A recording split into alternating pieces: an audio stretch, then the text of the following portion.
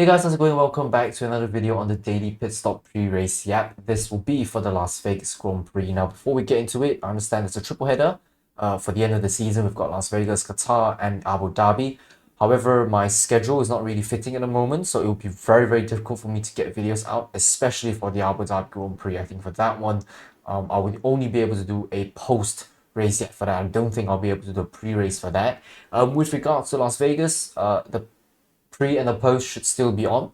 As for Qatar, the pre-race yap will be pre-recorded before the Las Vegas Grand Prix even begins. So before the weekend actually starts, I will pre-record the pre-race yap for that. And what I'm saying for that particular video is very much just based on what I feel the overall season has been showing, and obviously take into consideration a little bit of predictions of how I feel that the Las Vegas Grand Prix will pan out.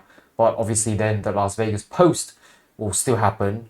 It's just that I don't know exactly when I'm going to fit that. I'm going to try to fit that in before I release the pre-race for the Qatar Grand Prix.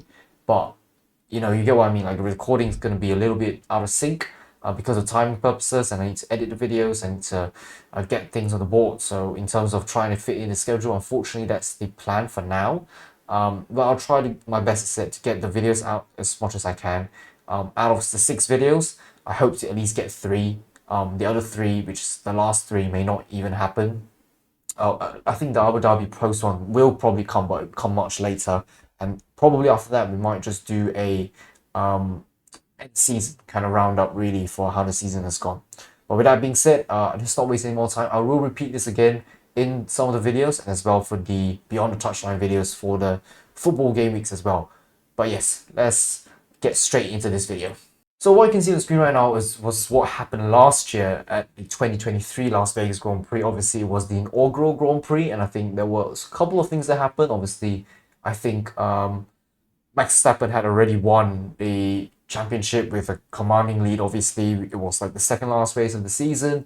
I think the hype of the Las Vegas Grand Prix in general has always been there. It's just that I've never really liked American Grand Prix. I just felt like the hype was a little bit too excessive. But with that being said, we're just going to mull through quickly what happened during then. I can't fully remember ultimately like what exactly happened, but just based on what I'm seeing, like the standings and stuff, I'm just going to try to jog my memory a little bit. But there was a Ferrari 1-2. I think Ferrari really had pace that weekend, if I remember correctly. But Verstappen at the end of the day had the better pace over the Ferraris. Russell, I think, was a surprising 4th. I think you can see the top 10. I think that was very surprising. Pierre Gasly in 5th. Really good qualifying session from him.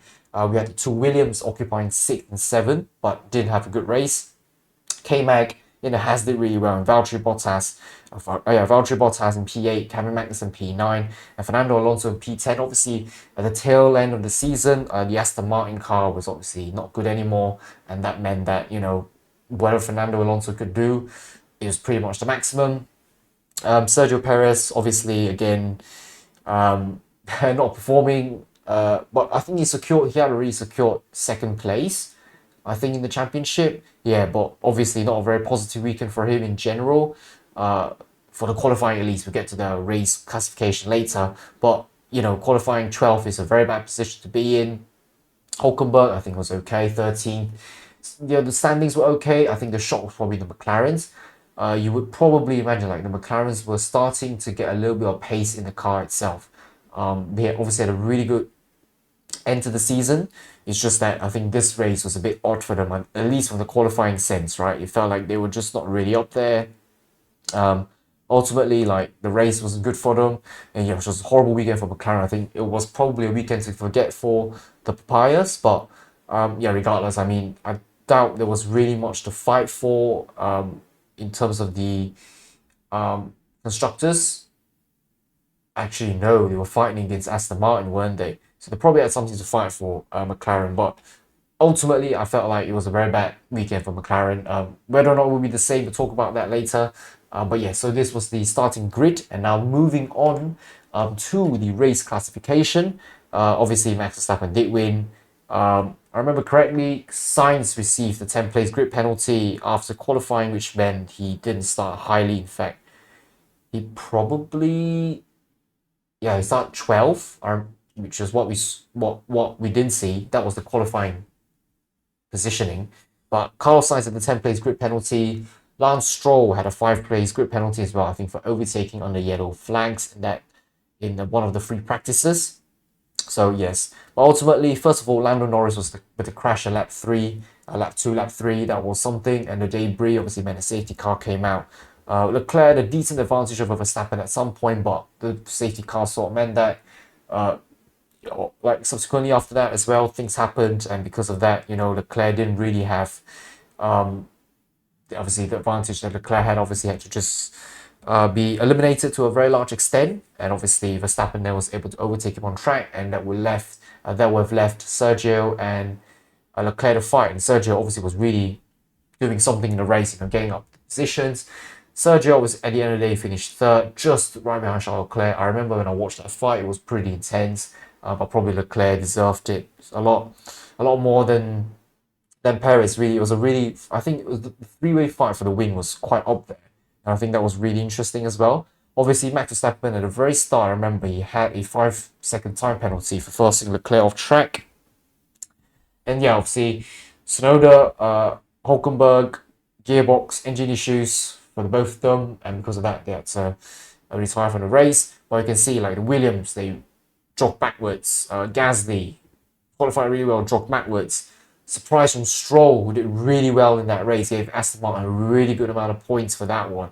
The advantage over McLaren only scored 2 points with Oscar. Oscar had the fastest lap in that race, but obviously Aston Martin had more points than Piastri, and obviously as I said at that point when McLaren were fighting with Aston Martin for the championship, I think for the 4th place if I'm not wrong, and yeah, obviously that meant that Aston Martin were able to close the gap because they were 5th. But otherwise, I felt it was a somewhat okay race. I can't really remember like what happened in like the past few races. It's not something that I tend to remember unless it's such a key memory.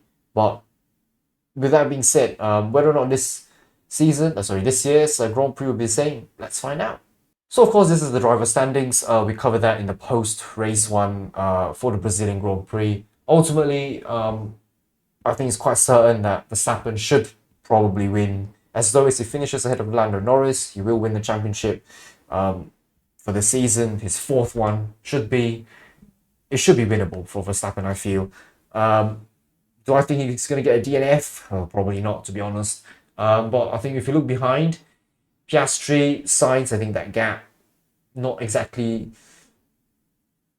I don't know, it's a bit tight, but at the same time, I feel like Piastri is probably still going to have the upper hand over Carlos. I think Leclerc probably will not be able to close down Lando Norris unless, again, a DNF happens for Lando. Will Piastri be able to overtake Leclerc? I think that's really difficult. I think with regards to the top 5, it's pretty much there. Russell Hamilton will always have to fight for 6th and 7th respectively, and Perez's spot is obviously unhinged. Alonso's 9th place is still pretty much there, but I think from like Tsunoda all the way down to Ocon, that 5 point gap, and when Alpine had a really good weekend last weekend, yeah, this will be very, very interesting. Will you know will the Alpine score more points in this race and catapult themselves up even more? Maybe, probably. But yeah, I think if you look at Magnussen, Albon, okay, Ricardo is obviously out of the picture, but Albon, Magnussen again, probably fighting for a little bit of points here and there. But I think with regards to what we're seeing in the constructors, in the driver standings at least, it's quite thereabouts, really set in stone. Just a few places. I think the key ones being 6th, 7th, 11th to 14th, and maybe 15th, 16th as well. Those are the tight ones. And obviously for the wooden spoon, will Valtteri Bottas ever get a point this season? I honestly don't know. Maybe. Just think the chances are getting a lot slimmer. But that would be for the driver standings. If we move towards the constructors, I think we've covered this already in the post-race yet. It's very tight for 6th place now. You've got Alpine, Haas, and Racing Bulls also separated by 5 points between them. And as I said, Alpine a really good weekend. And if as though any of the 3 have a good weekend again, as good of a weekend as that, or just slightly worse, really, they pretty much are probably going to cement 6th place for the constructors. With regards to the top 3, again, will Red Bull be able to overtake Ferrari more? Like, will Max Verstappen be able to overtake Ferrari? I don't really know. It's really dependent on whether or not Ferrari have good weekends. They really need both drivers to step up to be able to at least extend the gap over Max Verstappen.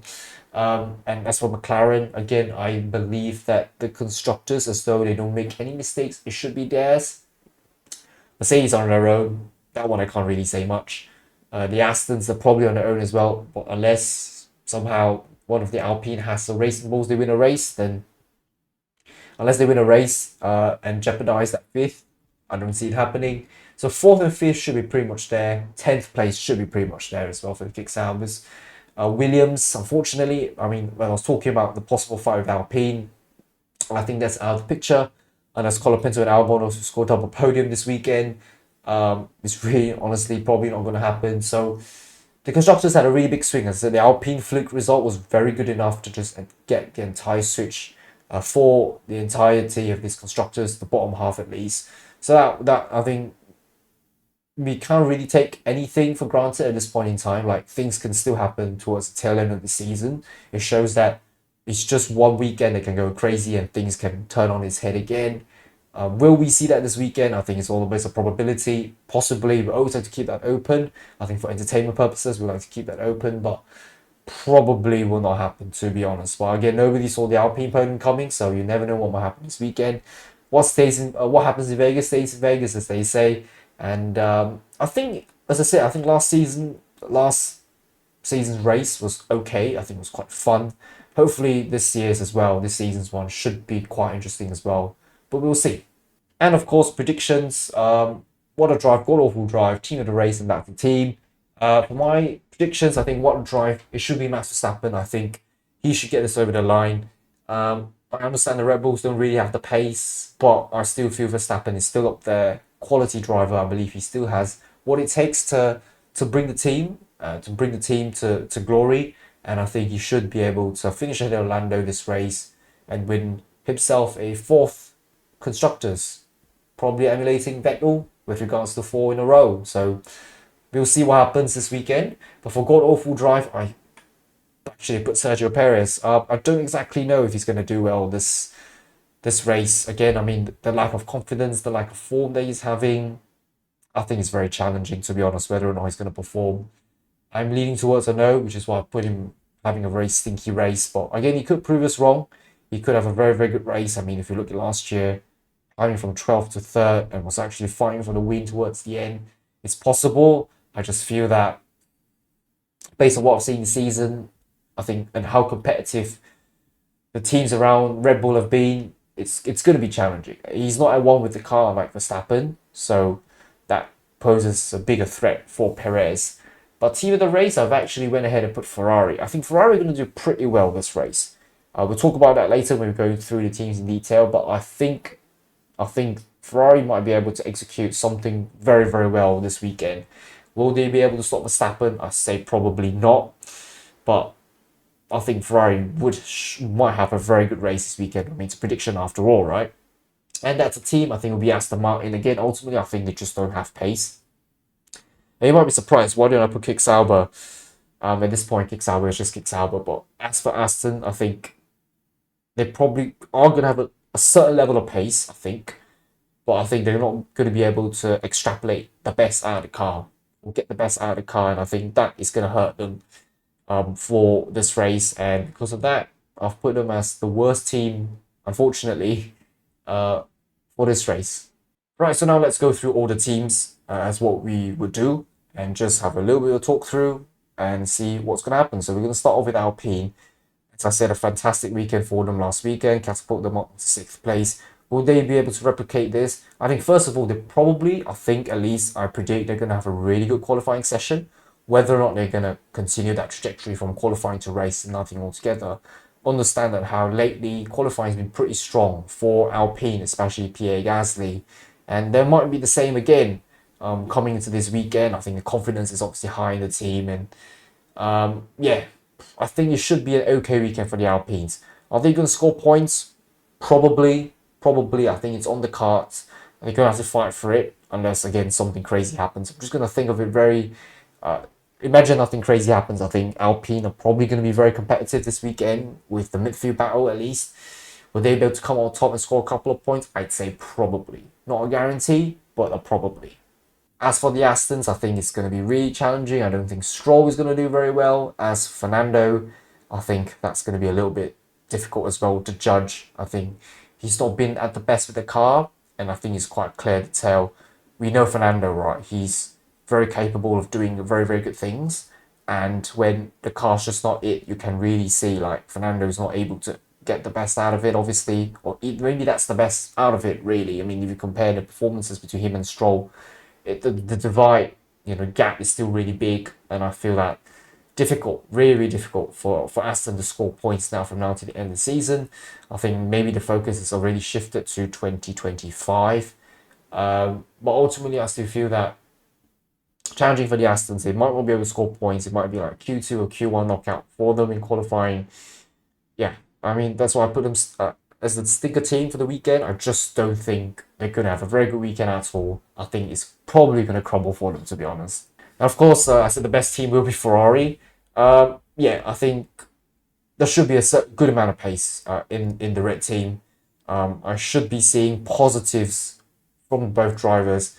As I said, I'm not exactly too sure if they're able to challenge Verstappen. I think Verstappen's probably still going to win the race, to be honest.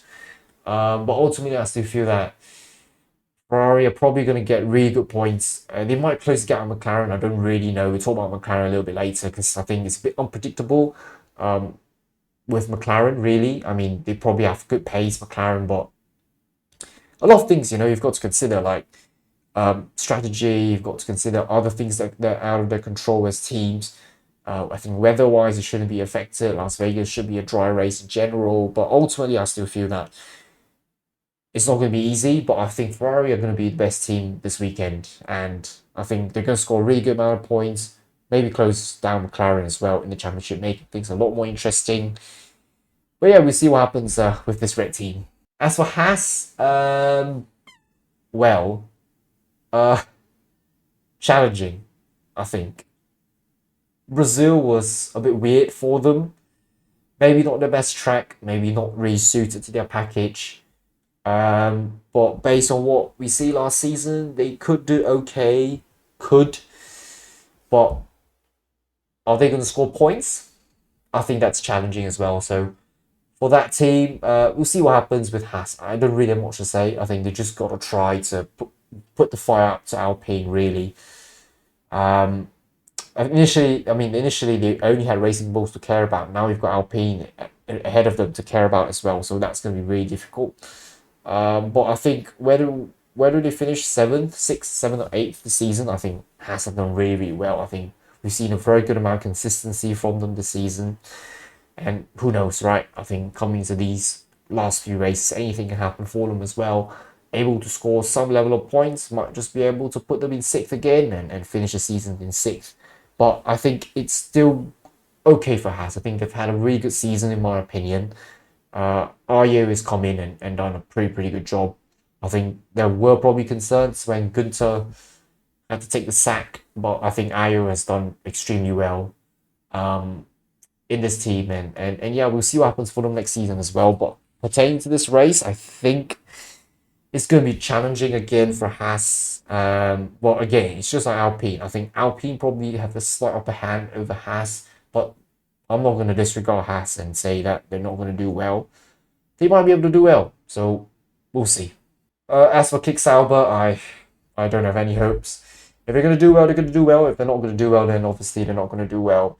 As I said, the hope is obviously if Valtteri score a point, will it happen this weekend? I think at this point, a number of weekends are running low, and of course, with both of the drivers leaving, I think the atmosphere in the team isn't necessarily the best. It'll be quite somber, to be honest. I don't think they're going to have a good race either, Kick Sauber. So it is what it is, really, for them. We might get a shock, or we might get something expected, like Joe 20, Bottas maybe sneaking into Q2 again. Yeah, there's no confidence at all, at least from me towards this team. So nothing much to really say about them. I don't want to repeat myself many times, I guess. And we'll see what happens with Sauber as well this weekend. Well, for the Prius, as we have briefly talked about it when we were discussing about Ferrari, I think McLaren would struggle a little bit this weekend. I kind of don't think that Lando would be able to fight with Verstappen unless again Verstappen is DNF. Will McLaren have the pace this weekend? I think it's a little bit questionable as well.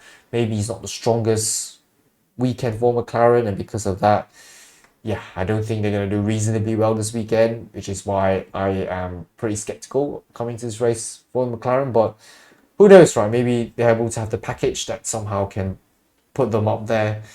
But as from what I've been seeing, probably not. I mean, don't get me wrong, McLaren have a really good car, right? I think arguably the best car on the grid, arguably having the best package. But sometimes, like Vegas, right, a DRS track, a straight line speed kind of track. Yes, I get it that Ferrari, they don't really have straight line speed, but Ferrari has been a lot more of a consistent car throughout this entire season, I would believe. And because of that, I think it still puts them up pretty competitively. And both drivers, they're always able to extrapolate and get out like almost the same kind of performance from both cars. So that's why I've only said that Ferrari probably gonna have a really good weekend. I think McLaren is gonna be a little bit of like, it's hard to tell. But again, do I have confidence in McLaren doing okay? Yes. Will they do exceptionally well? I'm not too sure about that. So we'll see what happens with McLaren. It could be okay for them. It might not be okay for them. The only way for us to know is just go ahead to see what happens. But my concern for them is just that, first of all, I think, like, okay, Lando's probably not going to win the title. But then in terms of the constructors, the gap between them and Ferrari, I think it might close down by a little bit this weekend. We'll see. Well, for the Mercs, this one I don't know, to be honest. I think Mercs wise, it's going to be very intriguing. Um, I mean, they're no man's land in the constructors. They're not really fighting for anything. I think it's just both drivers trying to get the best out of the car and trying to get the best result possible, and for their own glory's sake, to see where they finish in the driver standings. Would I think Mercedes be okay? I think they should be okay, relatively okay. Brazil wasn't the worst for them in my opinion, but obviously Hamilton wasn't at ease with the car. Would it be the same this weekend? Probably. Maybe setup might be better for Hamilton. It's going to be hard to tell, but Russell obviously looks a lot more confident. Will he be able to extrapolate again a decent amount this weekend? I'd say probably. I think Mercedes is like a little bit of a wild card, to be honest. I think they've got something, but they might not have everything. So I think the only way is just to see what is going to happen. It's possible, but I think probability wise, it's not as high. So we'll see what happens with Mercedes. They should score some points for sure. I hope and I feel. Whether or not they're gonna be up there in terms of fighting for like the top few positions, I'm not confident about that one. Yeah, so we'll see what happens with Mercedes. Well, Racing Bulls, a really good weekend last weekend. With the wet playing into the favour, you got two drivers have done really well in the wet. This is probably back to reality in that sense where, straight line speed again, can't have that, probably not. I think again, they're probably going to find a midfield battle, but I'm not exactly too sure if they score points.